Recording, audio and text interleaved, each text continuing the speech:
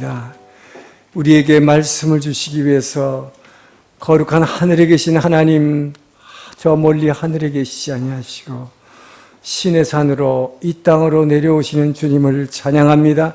우리의 예배를 받으시기 위해 성막을 이 땅에 지으라 하시고 이 땅에 임재하시는 주님을 찬양합니다.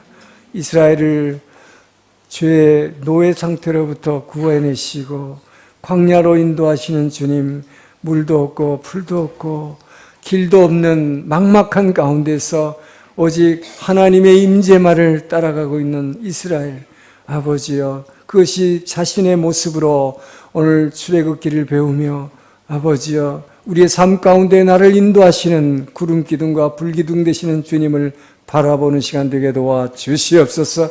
어떤 어려운 가운데서도 우리에게 쇠기를 내시고 목마를 때 마시게 하시고 우리에게 모든 필요를 채워주시는 그 주님을 믿게 허락하여 주시옵소서.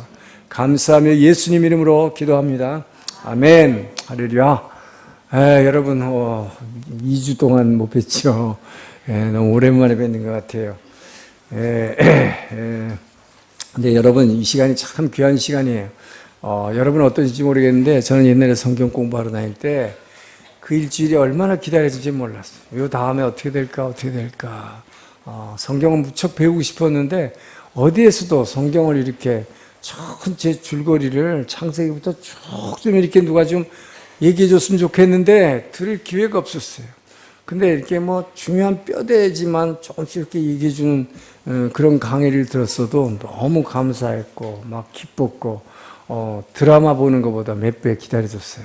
여러분에게도 그런 기다림이 있습니까? 이게 참 귀한 시간에 여러분 그걸 아셔야 돼요. 한국에서는 제가 뭐 CTS, CBS 뭐 며칠씩 조금씩 강의했는데 요번에 서울 들어갔더니 뭐 그거를 보려고 지금도 아우성이 언제 저보러 들어오냐고 특강 해달라고. 이달 말에 또 저 전국 그 비즈니스맨 신우회가 한 1000여 명이 온누리교회에서 90분 강의로 이 성경의 맥을 이렇게 하나 요약해서 좀 해달라고 그래서 또 가게 됩니다만은 그런 분들은 그 한 시간 반 듣는 것도 굉장히 귀하게 생각. 돈을 몇만 원씩 내고 등록을 하고 여러분 얼마나 감사해요. 계속 이렇게 자세하게 지금 이렇게 나눌 수 있는 시간이 있다는 게 참 감사합니다. 자, 우리 제가 없는 동안에 우리 정호석 전도사님이 이 출애굽에 대해서 아주 잘 설명을 했을 거라고 믿습니다. 자, 우리 출애굽의 여정을 다시 한번 이렇게 이제 보기로 하죠. 여기 지도를 보시면 자, 여기 애굽에서 이 람셋이라는 곳을 갖다가 출발하는 거예요. 이제 애굽에서 하나님이 끌어내실 때 이 람셋에서 여기 떵 하고 나오게 됩니다. 그러면 지금 목적이 뭐예요? 출애굽의 목적은 지금 이 가나안 땅에 들어가는 거죠. 이 땅. 이 가나안 땅에 들어가는 건데 이 땅을 이렇게 여기서 보세요. 어떻게 가는 게 제일 빠릅니까? 가나안, 자, 애굽에서 람셋에서 가나안에 가는 길은 3가지가 있는데 이렇게 해변길이라는 게 있어요. 이거 블레셋 길이라고. 이 해변을 따라가면 지중해를 이렇게 따라가면 사흘 만이면 들어갑니다. 얼마나 빨라요. 출애굽에서 약속의 땅으로 들어가는 게 사흘 길이에요, 사실은. 그런데 하나님은 이 길로 여기 경치도 굉장히 좋고 여기 성지순례 가가지고 여기를 가보면 너무 아름다운 지중해가 펼쳐 있어요. 이거 보고 이렇게 지나가면 지치지도 않고 재미도 있고 시원하고 그래요. 이 길로 이렇게 인도해서 갔으면 얼마나 좋았을까. 하나님이 이렇게 인도하지 않으셨다 하는 것이죠. 자, 또 하나의 길이 있습니다. 이제 이들이 나와서 숲곳에서 진을 쳤다. 여기서 캠프를 치고 여기서 가게 되면 수르 길이라고 하는 것을 따라가면 이렇게 가도 한 일주일이면 들어갑니다. 근데 하나님은 자, 제일 좋은 블레셋 해변길을 택하지 않으셨고 수르길도 마다하셨고 남쪽으로 끌어내십니다. 자, 그래서 이 에담 광야를 통과할 때 비로소 구름 기둥이 이 이스라엘 200만을 위로 덮기 시작하는 것입니다. 여러분, 이 구름 기둥이 덮는다는 거 여러분 이거 그냥 상상으로 생각하지요. 구름 기둥, 불 기둥이 뭐 앞에서 이렇게 인도했나 보다. 근데 이 구름 기둥이라는 건 대단한 거예요. 여러분이 진짜 이스라엘 정지순례를 가보면 아시는데 낮에는 40도가 넘어요. 섭씨 40도가 넘으면 얼마나 더워요. 그러니까 햇빛이 우선 너무 강하기 때문에 여기다 모자를 반드시 써야 되는데 이렇게 모자를 쓰고 뭐 한 10분 뭐 20분만 걸으면 뭐 금세 땀이 나고 뭐 이게 물이 뭐 엄청나게 먹힌 그런 곳인데 여러분 여기서 이렇게 걸어가는데 그렇게 힘들 때 갑자기 시원한 게 느껴질 때가 있어요. 꼭 무슨 에어컨 킨 것 같아. 왜 그런가 하고 둘러보면요. 옆에 뭐 아무것도 없어요. 광야인데. 위를 보면 돼, 위를 보면. 구름이 싹 지나가는 거예요. 구름이 요 위를 덮어주면 기가 막히게 정말 에어컨 바람이 나오는 것 같아요. 시원한 게. 아, 이거구나. 여러분, 구름 기둥이라는 게 이스라엘에게 광야길에는 반드시 필요한 것이었습니다. 이것이 이들을 마치 이렇게 이게 병풍처럼 이렇게 쫙 들이워서 옆으로 쫙 피는 거예요. 200만이 가는 길을 위에서 쫙 구름 기둥이 이렇게 펴서 그 앞을 인도하면 그 따라가는 거 이렇게. 여러분 광야에 길 있어요? 사막에? 길 없어요. 표지판도 없어요. 뭘 보고 따라가요? 구름이 위에서 덮어서 이렇게 가는 대로 따라가는 거지. 구름 가는 대로. 구름 가는 나그네. 이거예요. 그래서 구름 기둥이 에담 광야에서부터 이들을 앞에서 인도했다고 되어 있습니다. 자, 그래서 이들을 하나님은 어디로 끌고 내려가냐 하면 이 저 남쪽에 있는 이 시내산으로 하나님은 인도하시는 것을 보게 됩니다. 자, 시내산으로 인도하기 위해서 이들이 제일 먼저 건너야 될 강이 아니라 이 뭐예요? 홍해 바다를 건너게 되는 거예요. 이 홍해 바다의 끝자락을 건너는 거죠. 그래서 이 홍해 바다, 자, 애굽에서 끌어내는 건 뭐예요? 죄와 노예. 이 죄의 노예 상태에서 여러분이 예수 믿고 이제 하나님을 믿고 따라 나오는 거죠. 근데 이들도, 자, 이스라엘 백성들도 뭘 믿고 따라 나왔어요? 실은 문설주에 바른 양의 피의 능력을 믿고 따라 나온 것입니다. 출애굽할 당시에 10대 재앙 때 문설주의 양의 피를 바른 그 집만 이 죽음의 천사가 돌아다니면서 장자를 다 죽일 때 피해갔죠. 근데 이걸 누구만 알았을까요? 이스라엘 백성들만 알았죠. 왜? 모세를 통해서 다 전파했기 때문에. 그래서 이것을 믿은 사람은, 양의 피를 바른 사람은 구원받은 것입니다. 이것이 오늘날 저와 여러분이 예수 그리스도의 십자가를 보혈을 믿으면 어떻게 돼요? 따라 나가는 거죠. 이게 출애굽이에요. 여러분과 저는 이제 예수 믿고 출애굽, 죄에서 나온 거예요. 애굽이라는 것은 죄의 상징이기 때문에 죄와 노의 상징이죠. 죄의 완전히 종노릇하다가 거기서 벗어난 걸 얘기하는 거죠. 자, 거기서 나왔다.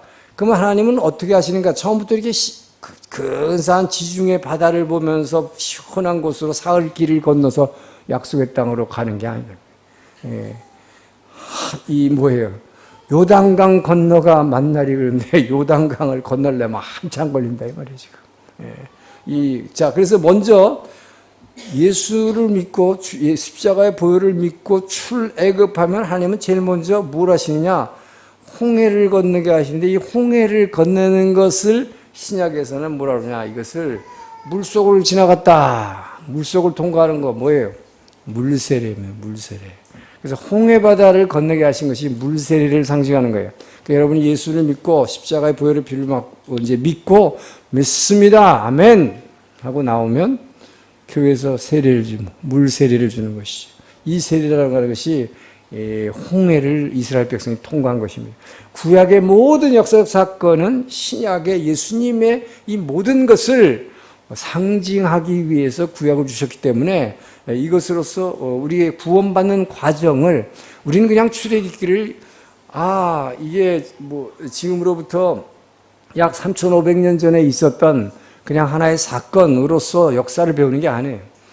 이 역사를 통해서 지금도 3,500년 전에도 일하시고 지금도 일하시고 앞으로도 영원토록 일하실 그 주님을 믿는 것입니다.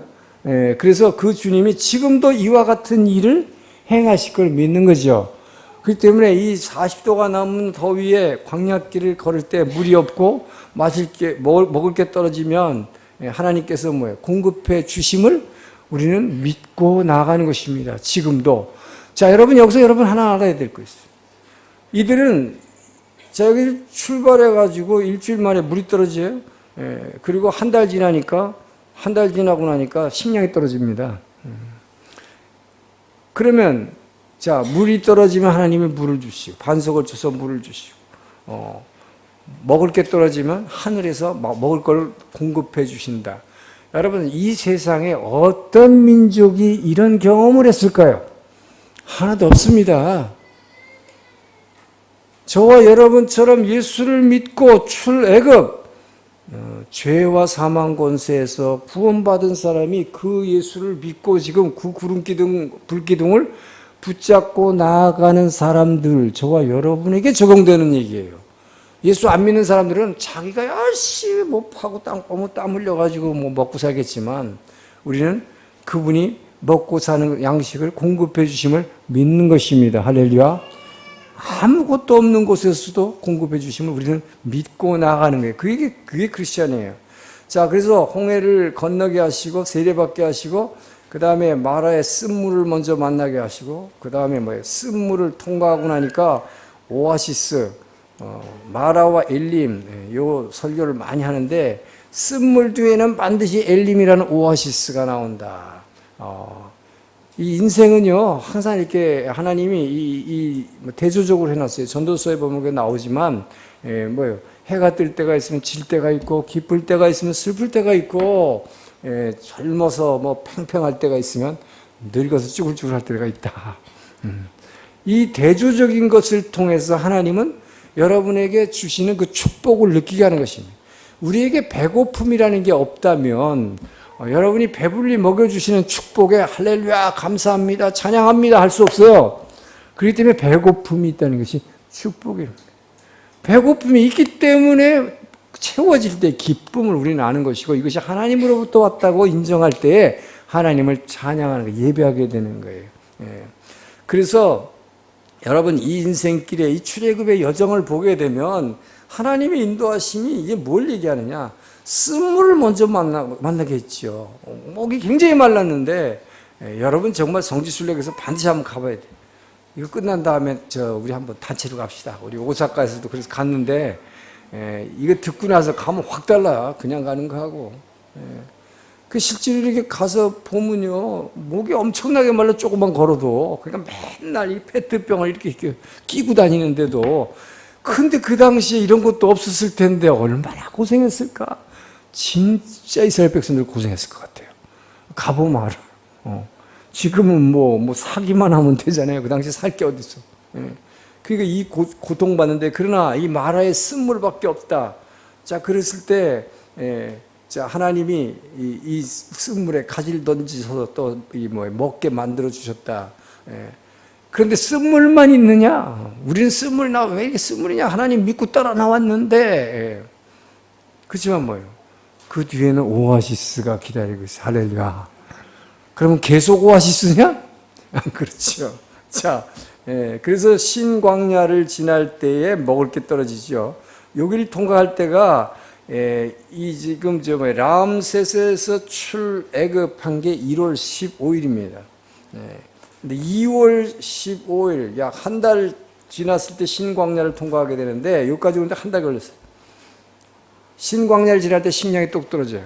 그때 여기서 막 불평할 때 만나와 메추라기를 주시는 것이죠. 자, 그리고 이제 시내산에 거의 다 왔을 때 이제 르비딤을 통과하게 되는데, 이 르비딤에서 물이 떨어졌을 때 이 반석을 쳐서 이제 물은 반석을 치면 물이 나온다는 것을 여기서 보여주시죠. 반석을 친다. 자, 반석, 나의 반석이신 하나님, 예수님을 굳건한 반석이시니 그 위에 내가 서리라. 반석에 비유하는데 그 예수님은 반석이십니다.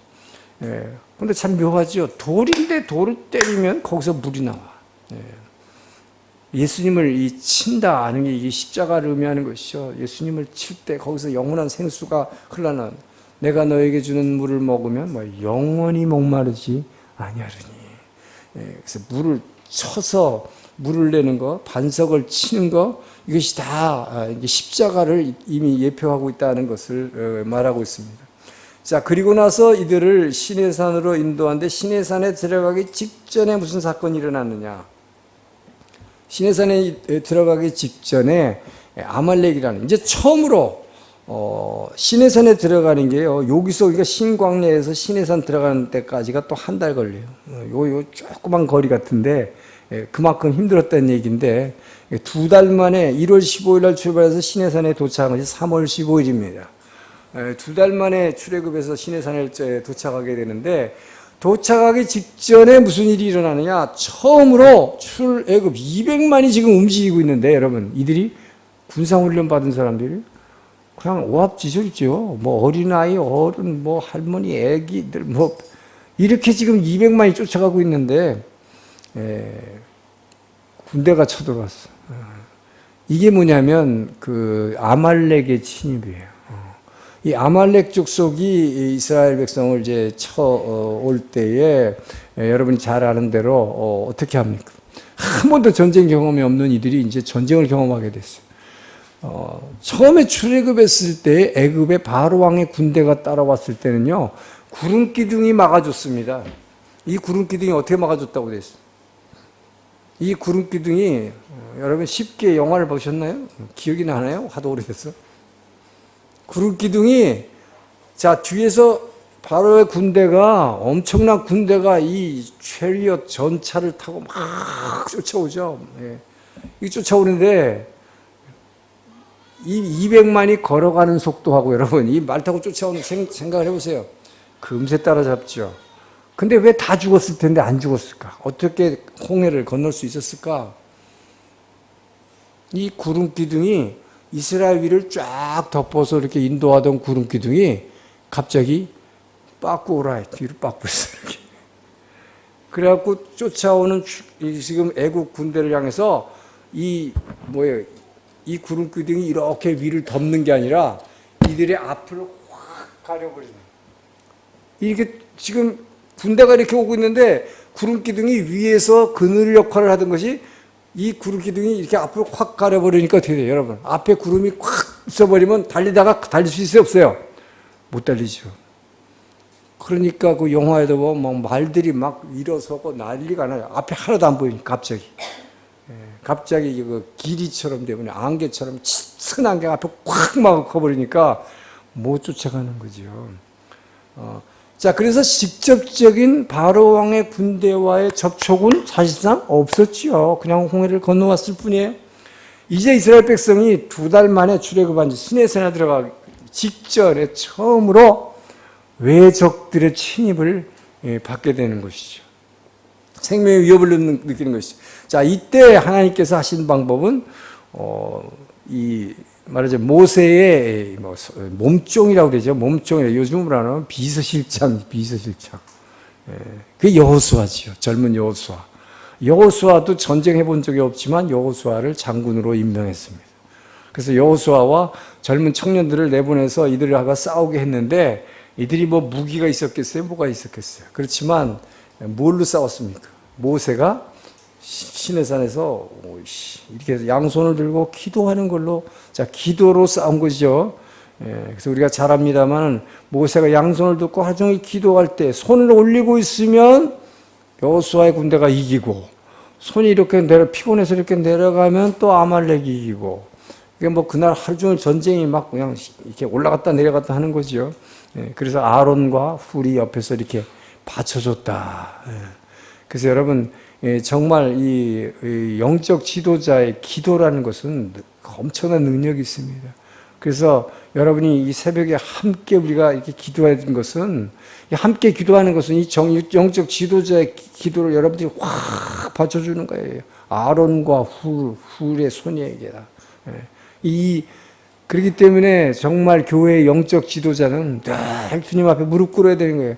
이 두 손을 들고 무릎 꿇을 때, 여러분이 함께 이렇게 기도해서 손을 받쳐줄 때에 모든 영적 전쟁에서 승리함을 믿으시기 바랍니다.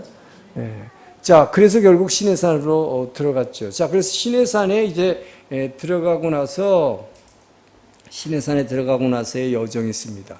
자, 시내산에 들어가고 나면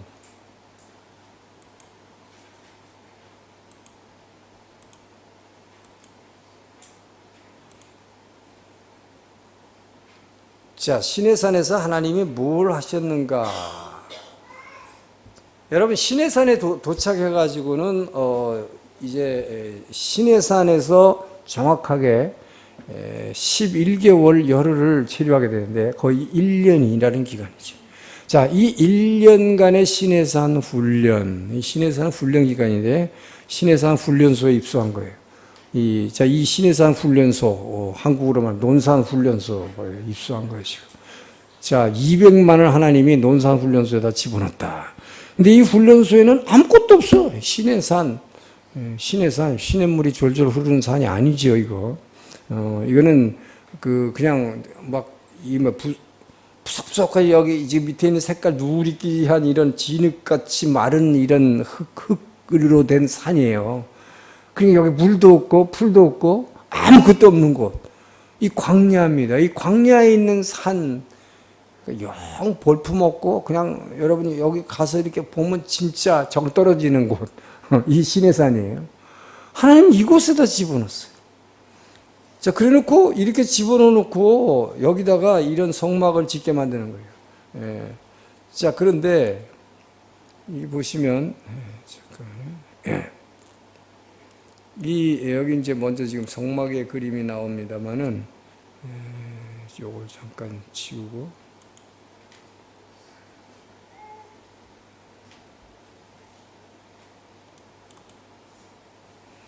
자, 여기 뭐 성막 관련해서 사진이 많이 나오는데 우선 이렇게 보죠.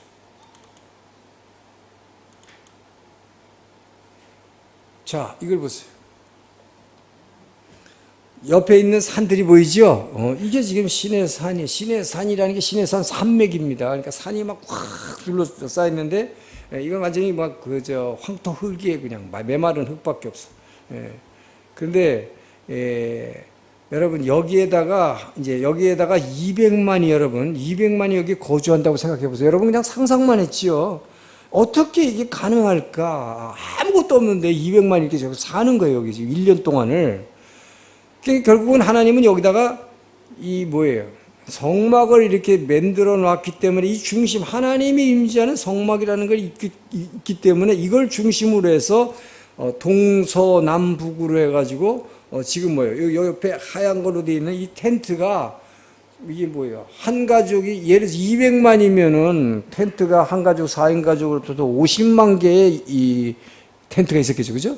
이게 지금 조그만 텐트들이 이렇게 쫙 동서남북으로 이 성막을 중심으로 포진하고 이렇게 살게 만드신 거죠. 자, 하나님은 여기서 이런 곳에다가 지금 이제 이스라엘 백성을 집어넣고 1년 동안 먹이시고 마시게 하고 여기서 훈련시키는 거예요. 무슨 훈련했습니까, 여기서? 논산 훈련소 뭐 하러 가요, 여러분? 싸우는 전투 훈련하러 가죠. 이게 칼로 찌르고 총 쏘고 이런 거 해요. 자, 이들이 출애굽 왜 했습니까? 시므신자매. 하나님께서 왜 이들을 출애굽한 목적? 자, 아브라함과 약속한 계약한 세 가지가 있죠. 그 세 가지 중에 뭐 때문에 출애굽했죠? 큰 민족을 주겠다는 약속. 그 다음에 뭐예요? 영토를 주겠다는 약속. 그 다음에 하나님의 주권을 세우기 위한 것. 세 가지인데, 세 중에 1, 2, 3번 중에 뭐예요? 응? 큰 민족을 세우기 위해서 아니지. 그거는 땡이지. 그렇게 답하면. 그거는 창세기예요, 창세기. 창세기 족장 시대에 아브라함과 이삭과 야곱의 하나님에서 야곱의 아들들, 야곱과 아들들이 애굽으로 들어가는 이야기, 요셉의 초청으로 들어가는 이야기 있죠. 그 창세기 후반 뒤죠. 50장까지는 23장 이후로 쭉 나오는 이야기. 그것이 큰 민족을 이루는 이야기예요. 그들이 어떻게 해서 200만이라는 민족을 일어나 70명이 이제 들어갔는데 70명이 요셉의 초청으로 먹을 것이 없어서 초청해가지고 들어간 거잖아요. 7년 풍년 후에 7년 기근이 들었기 때문이죠. 요셉이 꿈꿨던 대로. 예. 자, 그들이 430년간 하나님의 아브라함에게 한 곳에서 먹을 것 걱정이 없는 곳에서 70명을 뻥튀기 해서 200만 명을 만들어냈다. 큰 민족을 이루어주겠다는 약속을 애굽에 집어넣음으로 애굽이라는 나라에 들어가서 200만을 만들어냈다. 할렐루야. 그것이 첫 번째 약속을 하나님이 성취시킨 것이죠. 그것이 창세기의 이야기입니다. 창세기의 그 족장들의 이야기가 바로 그 얘기죠. 그 다음에 지금 그러면 왜 창세기 이후에 출애굽기가 나왔는데 출애굽기 얘기는 뭐냐? 두 번째 약속을 하나님이 이루어 주시려고 출애굽한 거죠. 애굽에서 끌어낸 이유가 뭐예요?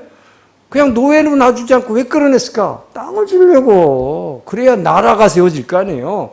나라가 세워지려면 국민이 먼저 있어야 되고 국민이 없는 나라 없죠. 그래서 국민이 먼저 생명이 먼저다 이 말이에요. 그래서 큰 민족을 이룬 생명을 여러분에게 아브라함의 약속은 여러분의 가정을 줘서 아이들이 막 만들어내게 만든 거죠. 이게 생명의 약속이죠. 그러니까 하나님 제일 먼저 생명의 약속을 지켜주시고 그 다음에 뭐예요? 땅을 주시는 거예요. 땅이 뭐 여러분에게 재산 주는 거죠. 먹고 살 재산, 집 주고 직장 주고 이게 지금 여러분 출애굽 그냥 한 게 아니잖아요. 그러니까 분명히 하나님은 목적을 가지고 믿는 자들을 여러분을 인도에 가심을 여러분은 이걸 깨달아야 된다는 거예요. 그래서 출애굽한 목적은 땅을 주시기 위한 것이죠. 지금 가나안 땅을 주시려고 끌어낸 거잖아요. 자, 그런데 아까 봤잖아요. 사흘 만에 그냥 집어넣으면 되는데 하나님 그냥 집어넣지 않았다. 왜 그랬을까? 이거죠. 왜 시내산이라는 이런 험악한 데로 데려와서 1년 동안 훈련시켜? 이 훈련이 뭐냐 이 말이에요. 자, 이것이 바로 한마디로 얘기하면 출애굽기의 전체 내용, 제일 중요한 출애굽기는 출애굽, 죄와 사망 권세에서 끌어냈다. 이 자체는 물론 굉장히 중요하지만 그것보다도 출애굽기의 진짜 핵심은 뭐냐? 이 훈련소 이야기를 하려고 출애굽기를 쓴 겁니다. 시내산 1년간의 훈련소 얘기를 하려고 쓴 거예요. 그 훈련소에서 뭘 했냐? 신앙 훈련이죠. 믿음 훈련. 자, 이 약속의 땅에 땅을 주는 건 간단해요. 사흘이면 사실 사흘끼리면 집어넣을 수 있었어요. 근데 이렇게 안 집어넣고 여기 와서 훈련을 시켜야 되는 이유가 뭐냐? 백성들이 200만이 됐고 이제 영토만 주면 나라가 생길 것 같은데 중요한 건 뭐예요? 그 땅에 세워질 나라가 세상 나라입니까? 하나님 나라입니까? 하나님 나라를 세워야 되기 때문에요. 하나님 나라는 어떻게 세워진다고 그랬어요? 하나님이 다스린 하나님이 왕으로 하나님을 왕으로 자 하나님을 왕의 자리에 올려드릴 때 하나님이 주권자가 될 때에 하나님 나라가 되는 거예요. 세상 나라는 어떻게 돼요? 도요토미 히데요시가 규슈를 점령해가지고 이제 댕가 도이스 천하 통일을 갖다가 선언하고 실제로 그러고 나서 이제 관동지방으로 누굴 보냈어요? 도쿠가와 이에야스를 보내서 다 점령하고 나니까 통일됐죠. 그러고 나니까 어떻게 돼? 자기가 지도자가 되는 거잖아요. 왕이 되잖아요. 그죠? 세상은 이 칼싸움으로 점령해가지고 자기가 왕이 되는 거예요. 자기가 주권자가 되는 거예요. 그 세상 나라죠. 근데 하나님 나라는 하나님의 왕이 되어야 되는데 하나님이 왕이 돼 하나님을 왕의 자리에 올려놓는 건 누가 하는 거예요? 저와 여러분이 하는 것이지 본인이 하시는 게 아니다 이 말이에요. 하나님이 하시는 게 아니에요. 하나님을 왕 되시게 하는 것 저와 여러분이 해야 할 일인 것입니다. 그래서 훈련이 필요한 거 이거는 하나님을 왕의 자리에 앉혀드리는 걸 믿고 출애굽 죄와 사망 권세에서 나왔어요.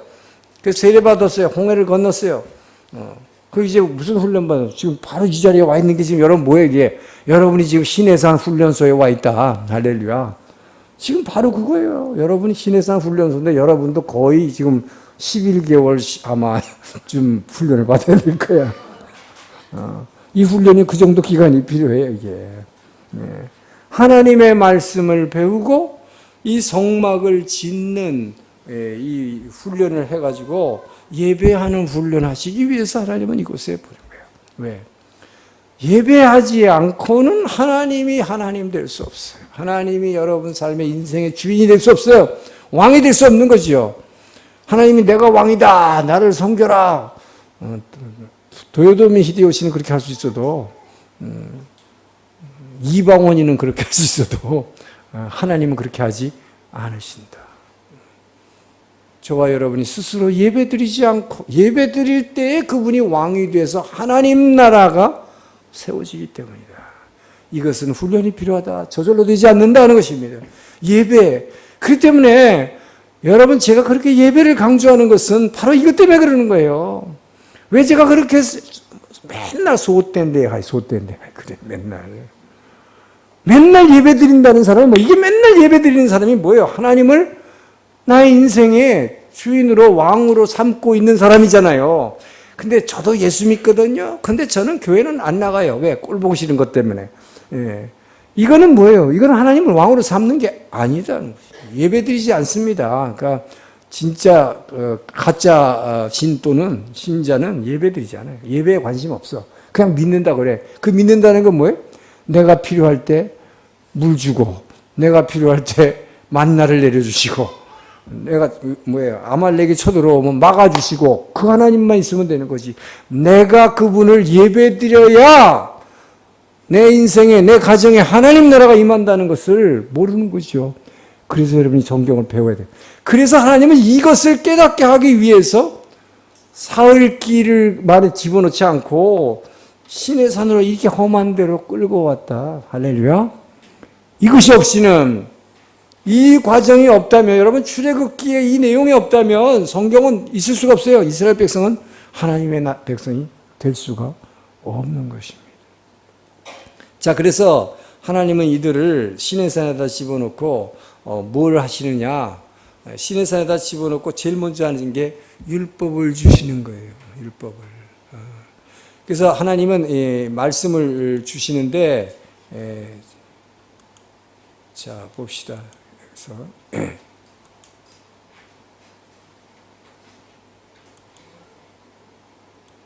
성막 얘기를 하기 전에 먼저 여기는 지금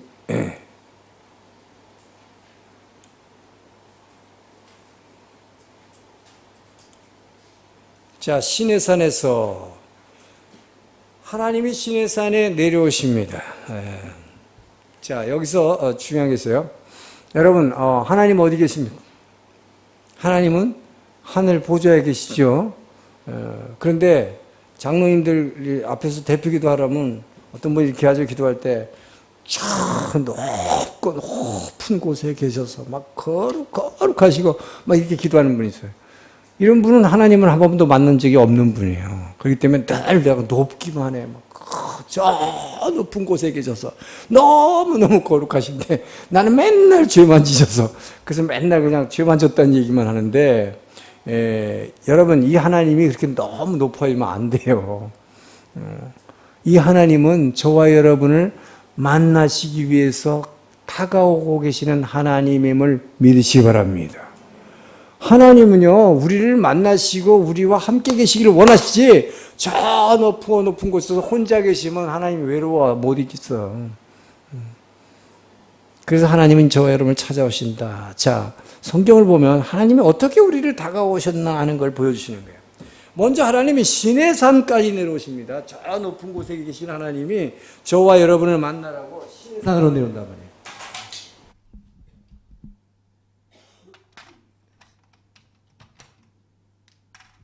자, 이렇게 이 시내산이 이렇게 있다 그러면, 자, 하나님이 여기까지 내려왔어요.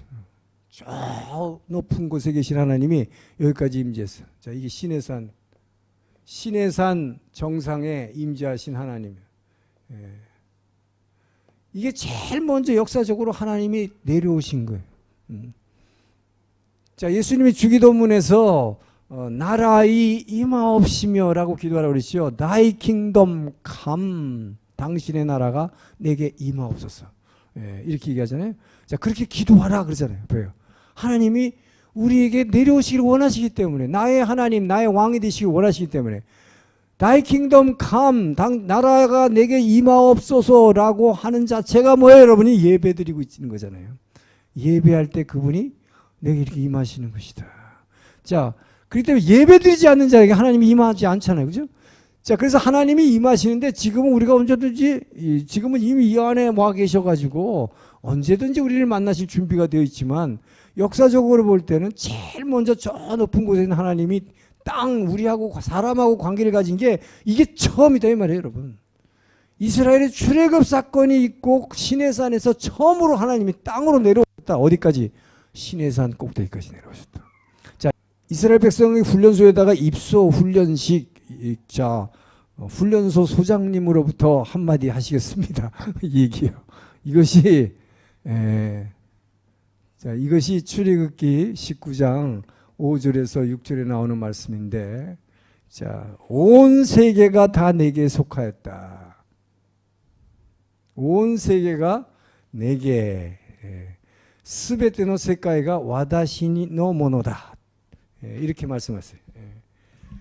이건 굉장히 중요한 얘기를 지금 하나님이 하시는 것입니다. 자, 이스라엘은 선민, 선택받은 백성이죠. 이 선택받은 백성이기 때문에 이스라엘 백성들은 어떤 생각을 하고 있냐면, 우리만 축복받는다. 우리만 아브라함의 자손들. 그러니까 이방인들은 완전히 저것들은 뭐 개 같은, 이렇게 생각하는 사람들이잖아요. 근데 하나님은 그 생각을 여기서부터 깨트려 버리는. 내가 너희들을 특별히 구별해서 세웠지만 나의 목표는 뭐냐? 온 세계가 다 내게 속했다. 이 세상 모든 인류는 다 내 것이다 하는 것이죠. 네. 이것을 선언하는 거예요. 그런데 왜 내가 너희들을 빼냈느냐? 내가 이제부터 말씀을 줄 텐데, 이제 율법을 주시는 거죠. 처음으로 십계명부터 시작해서 내가 너희들에게 나의 약속의 말씀을 줄 텐데, 너희가 이 말씀을 잘 지켜 순종하면 너는 제사장 나라가 될 것이며, 세상 중에서도 나를 위해서 예배를 인도할 민족이 될 것이다 라는 것이죠. 그리고 거룩한 백성이 될 것이다. 세상은 죄를 짓고 있지만 너희들은 나 하나님께 예배함으로써 죄를 회개하고 거룩한 삶을 살게 될 것이다. 그렇기 때문에 너희들이 선택받은 백성이라는 것이죠.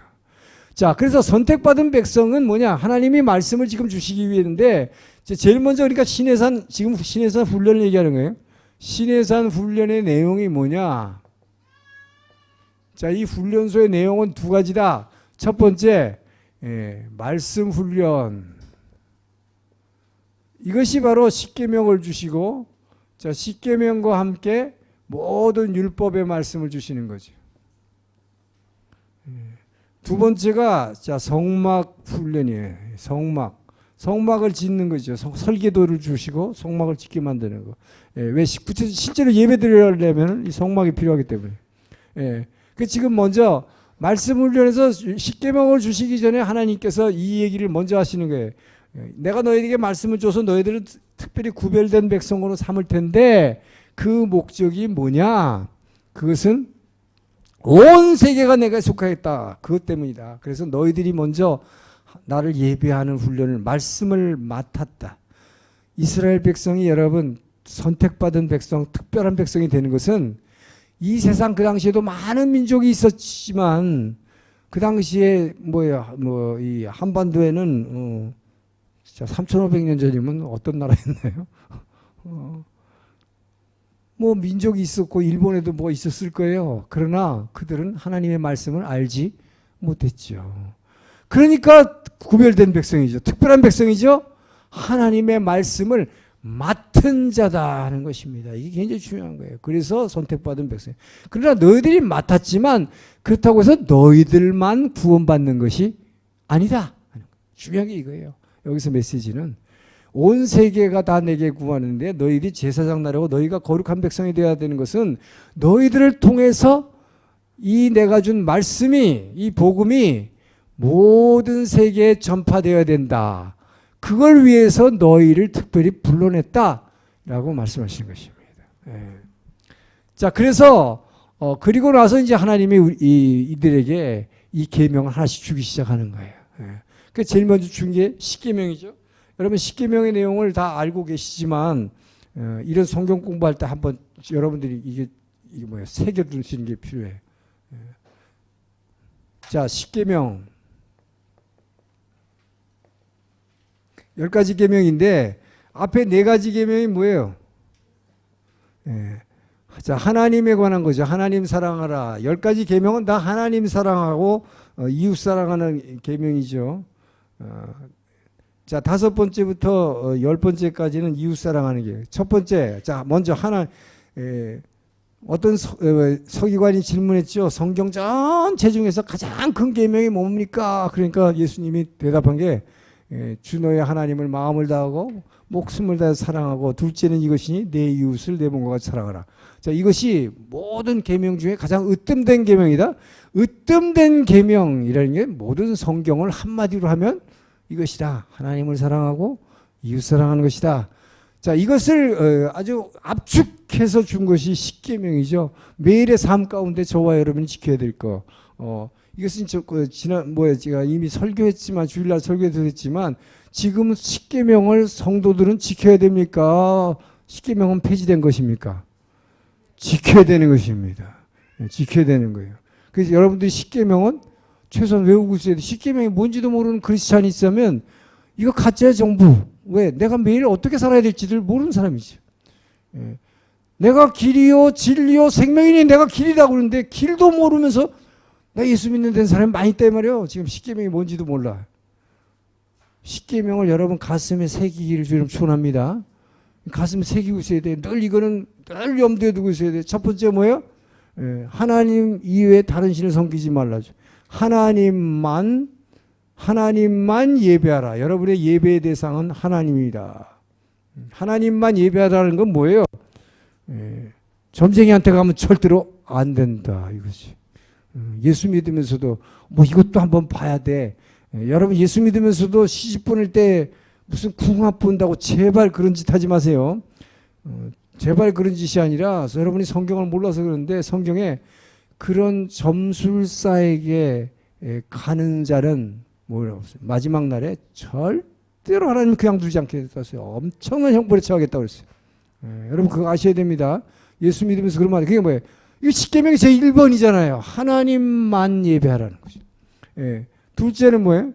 우상을 만들지도 말고 섬기지도 말라. 우상은 만들어서도 안 되고 섬기지도 마느라. 근데요, 여러분이 예수 믿으면서 우상 많아요, 사실. 대부분 여성들이잖아요. 여러분의 우상 누구예요? 아들. 네, 아들. 이게 우상이야. 그 우상 없어야 돼. 우상을 절대로 만들지 말라. 하나님보다 더 사랑하는 거 만들지 말라. 여러분 하나님이 덕이에요? 내 아들이 덕이에요? 많은 여성들이 아들이 우상되는 경우가 있어요. 아들, 그 다음 어떤 사람 건강이 우상되고 우리 남편 출세가 우상이야. 막 이거 안 되면 막 기도하는 모든 게 우리 남편 이번에 이사 돼야 되는데 당신들 기도해. 우리 교회 중보기도 팀 다 기도해. 우리 남편이 이번에 승진 걸려 있거든. 이거 우상 숭배요. 제가 너무 심한가요? 하나님보다 진짜 하나님을 사랑하면요. 그리고 이웃 사랑하게 되면 진짜 속으로 그렇게 생각하게 되는 거예요. 주님, 우리 남편 이번에 떨어져도요. 저는 그 십자가 감당할 수 있습니다. 이렇게 기도하는 사람이에요. 그러면 하나님이 그 남편 승진시켜줘 사실은.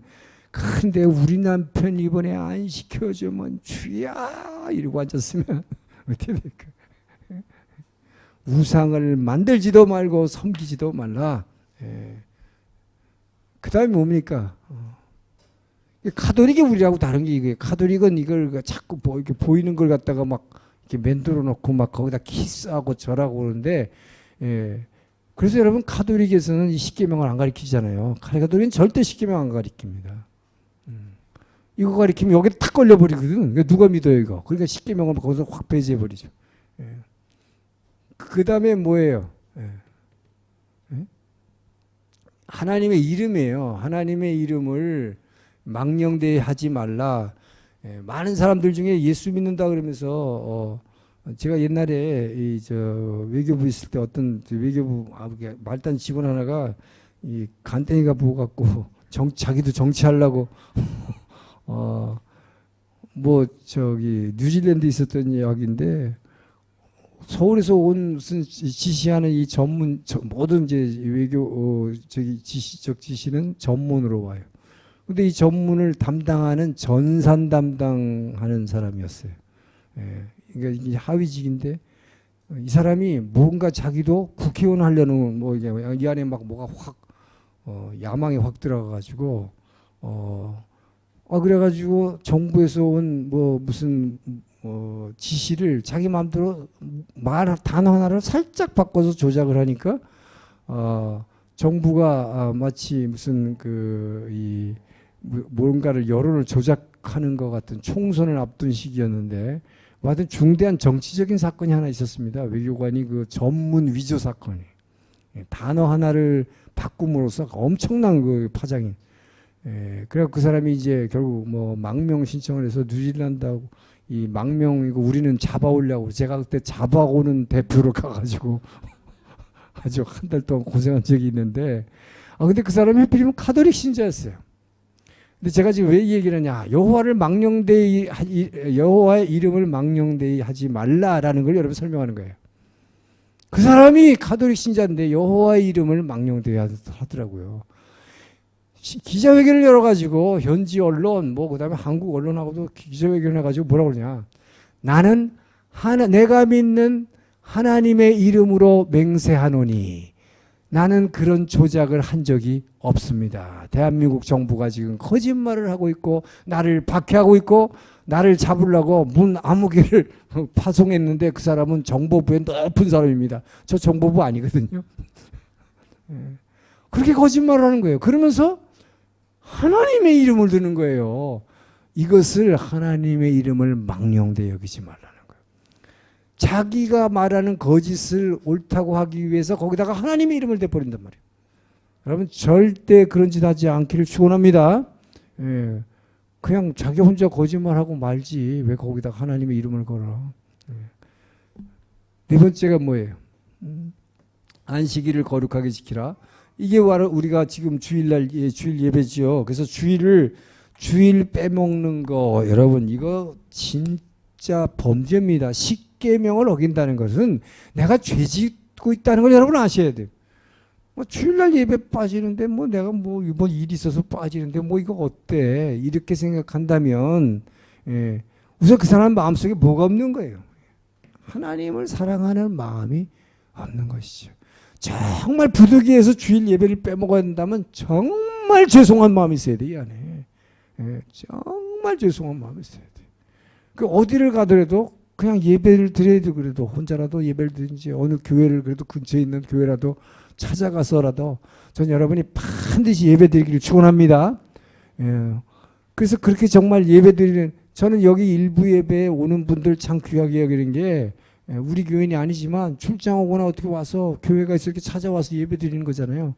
그게 참 귀한 거란 말이에요. 왜? 이 안식일을 지키려고 하는 거. 자, 이것이 하나님 사랑하는 것입니다. 그래서 하나님 사랑하는 사람은 다른 게 아니라 결국은 뭐예요? 하나님을 예배하는 걸로 나타나는 것이죠. 그래서 하나님을 나의 주권자로 삼는 것이죠. 그럴 때 바로 하나님 나라가 천국이 여러분 자신에게 임하고 나의 가정에 임하기 때문에. 자, 이건 예배와 관련된 거죠. 하나님 사랑. 근데 이제 그 다음부터 십계명에서 중요한 것은 이웃과의 사랑, 이웃과의 관계. 그렇기 때문에 하나님과의 관계를 가진 사람은 반드시 이웃과의 관계를 가진다. 이웃을 사랑한다는 거죠. 자, 이웃 사랑의 첫 번째가 뭡니까? 내 부모를 공경하랍니다. 이 부모를 공경하라. 여기 부모는 물론 육신의 부모를 먼저 의미하지만 육신의 부모뿐만 아니라 내 위에 있는 존재를 얘기하는 거예요. 여기 히브리어로 내 부모라는 것은 너보다 윗사람, 너보다 먼저 난 사람 그런 뜻이에요. 그러니까 내 위에 있는 사람, 그 얘기를 하는 거예요. 내 위에 있는 사람에게는 무조건 순종해라 하는 것입니다. 이것은 성경이 말하는 어떤 것 중에서 이웃과의 관계에서 가장 중요한 것이에요. 이것이. 그래서 이제 앞으로 이 출애굽의 여정에서 구체적으로 나오지만 윗사람에게 자기 상사에게 대적할 때 하나님이 얼마나 엄하게 처벌하느냐. 예를 들어서 모세의 누이였던 미리암이 모세에게 그 리더십에 대항했다가 하나님의 문둥병을 내려버리잖아요. 그래가지고 문둥병 내려와서 막 회개하고서 이제 모세한테 다시 하나님께 기도해서 고쳐달라고 고쳐는 줬지만 비실비실하다가 몇 달 후에 죽었단 말이에요. 여러분 이게 얼마나 중요한지 몰라요. 하나님의 기름 부은 자에게 뭐 물론 이제 목사님들은 주로 거기만 써먹어요. 하나님의 기름 부은 종에게 대적하는 뭐 이 교회 리더십이 있으면 반드시 치십니다. 문둥병 걸립니다. 뭐 이런 식으로 막 겁주는데, 근데 꼭 그렇게 얘기 안 해도 자기 하도 무조건 위에 있는 사람에게는 무조건 순종하라는 얘기죠. 그렇게 하면 하나님은 반드시 축복하시겠다는 거예요. 그래서 특히 이 부모님에 대해서는 정말 공경해야 되겠죠. 자기 부모를 잘 공경하는 사람은 하나님이 반드시 진짜 저는 그걸 많이 봐요. 전 세계를 다니면서 많은 사람을 봤지만 부모님 잘 공경하는 사람은 이거는요. 여러분 이 십계명은 크리스찬에게만 적용되는 거 아니에요? 이게 모든 사람에게 적용돼요. 일반인들도 예수 안 믿어도 자기 부모를 잘 공경하는 사람 정말 축복받습니다. 그 가정은 정말 행복합니다. 그걸 볼 수 있어요. 그래서 여러분 특히 여성들 여기 나와 있는 분들은 시집살이 안 하시는 분들이 많겠지만 참으로 행복한 사람들인데 서울에 계시면 시집살이 많이 하잖아요. 제 큰딸은 미국에 있는데도 시집살이에요. 근데 제 큰딸에게도 그랬어요. 시집살이 참 힘들지만 이 말씀에 너는 너 이 계명을 정말 귀하게 여겨야 된다. 아무리 힘들어도 그 시어머니를 정말로 마음으로부터 공경하고 마음에 안 들어도 무조건 순종해라. 무조건 죽는 신용이라도 해도 순종해라. 근데 굉장히 까다로운 권사님인데 근데 특히 그렇잖아요.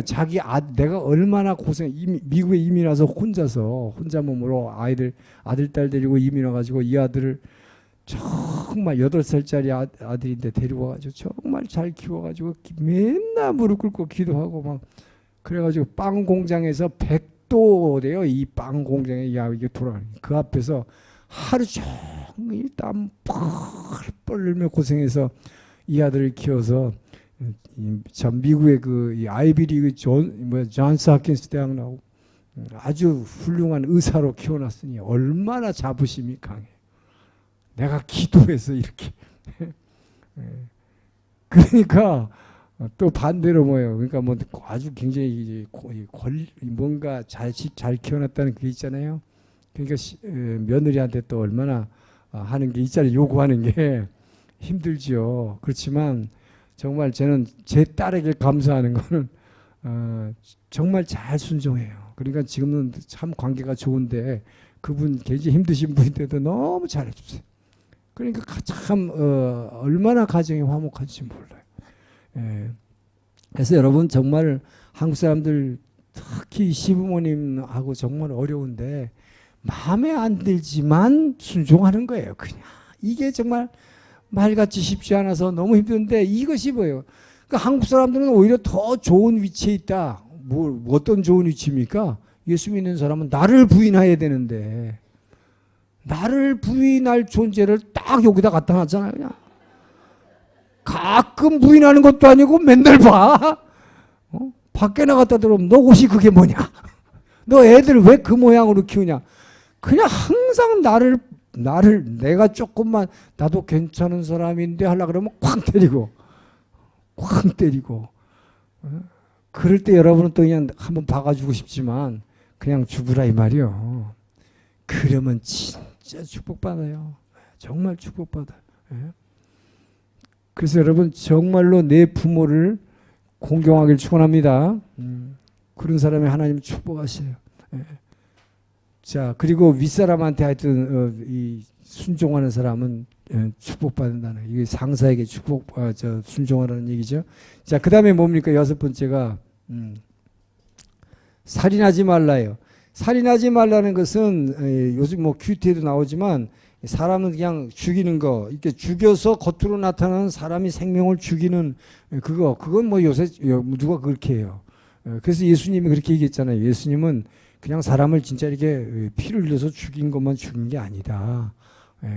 그 사람에게 화를 팍 내는 거, 노를 바라는 거, 이거는 그 사람의 인격을 죽이는 거다. 그리고 그 사람을 확 무시해버리는 거, 그 사람 죽이는 거다. 예수님은 늘 뭐라고 했어요? 천국은 이 안에 임하는 거라고 그랬잖아요. 그렇기 때문에 우리 안에 늘 마음의 자세를 중시하는 분이기 때문에 이 마음의 자세가 어떻게 됐느냐에서 너희가 천국을 누리느냐 못 누리느냐가 결정된다라고 얘기하는 것입니다. 그래서 그냥 사람을 찔러서 죽이지 않았더라도 저와 여러분이 흥이 할 수 있는 이야기를 하시는 거죠. 너희들이 정말 천국을 누리기를 원하느냐? 그러면 이웃에게 화내지 말라. 화내면 그 사람 너 살인죄야. 그 사람 확 무시했지. 아니면 겉으로 무시 안 해도 속으로 누가 싹 들어오는데 이렇게 보고 확 무시해. 주보 놀아줄래다가 저런 사람이 왜 우리 교회를 왔어? 이래. 그러면 뭐예요? 너 살인한 거야. 주님은 그렇게 말씀하신다 이 말이에요. 자, 그럼 여러분이 정말 십계명 매일같이 다 지킬 수 있습니까? 잘 못 지켜요. 그래서 우리는 더 예배드려야 돼. 그래서 예배 드리는 거예요. 그래서 이제 우리 이 성막에서 보여주지만 그래서 이 피를 흘려서 제물을 드리는 이유가, 예배 드리는 이유가 이거다 이 말이에요. 그래서 먼저 하나님은 말씀을 주신 거예요. 이 말씀 너희들 지켜봐라. 근데 못한다 이거지. 못한다라는 전제가 있어요 사실은. 그러나 지키려고 하여튼 뭐 몸부림쳐봐라. 다 못하지만 그러나 지키려고 해봐라. 지키려고 하는 자에게, 성경은 순종하는 자에게 축복이라지만 사실 순종이라는 건 뭐예요? 지키려고 애쓰는 자예요 사실은. 진짜 순종하기는 너무 어려워. 근데 지키려고 막 애쓰는 자는 하나님 축복하신다. 할렐루야. 그래서 다른 사람한테 뭐 화를 냈다. 화를 확 냈으면 당장 회개하는 거예요. 그리고 그 다음날 새벽에 와서 그냥 무릎 꿇고 주님 제가 어제 누구한테 화를 냈는데 정말 제가 계명을 어겼습니다. 주님의 보혈로 저를 씻어주시고 용서해달라고. 자, 그것을 아는 사람이 예배드리잖아요. 그죠? 예배드리잖아요. 내가 죄인임을 깨닫는 자가 그래서 여러분 율법을 성경에서 뭐라고 했어요? 율법은 폐하러 온 게 아니라 예수님은 이 율법을 완성하러 왔다. 그 율법의 역할이 뭐냐?